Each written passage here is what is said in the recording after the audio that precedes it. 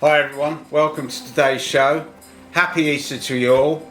Today we're going to be making hot cross buns.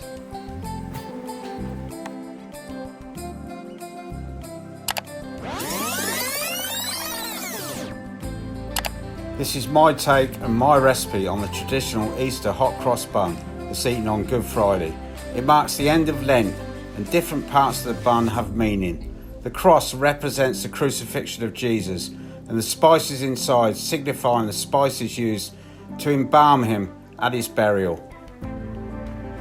Juice and zest 1 orange. Add it to the milk and water.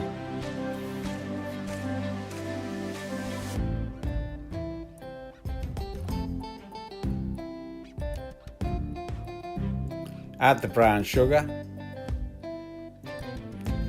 Bring to the boil and leave to cool. With the plain flour, add the salt, the cinnamon, the mixed spice and the nutmeg. Give it a nice mix. Melt the butter. Add a beaten egg. Add the yeast to the warm milk.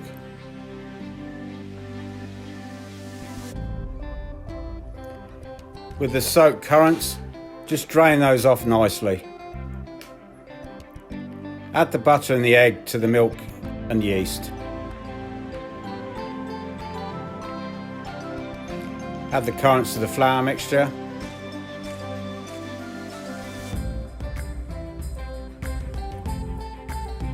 Then add all the liquid. Start the mixing process. Just bring it together nice and gently and then start to knead. We need to knead for around about 5 to 7 minutes until really smooth and elastic. Then we're going to prove in a warm place for 1 hour. We'll use our airing cupboard. Grease and flour your baking sheet.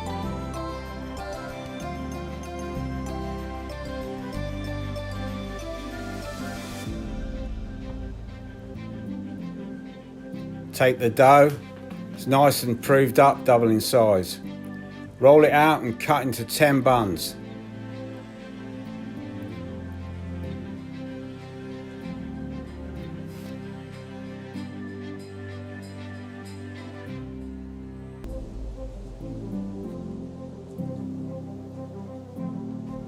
Put them close together on the baking sheet.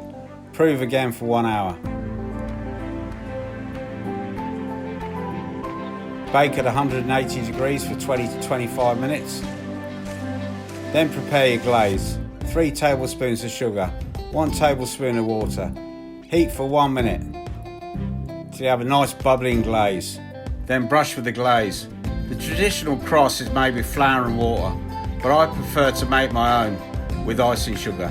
In my opinion, it tastes so much nicer. Thanks for watching my take on the Easter hot cross bun, and happy Easter to you all.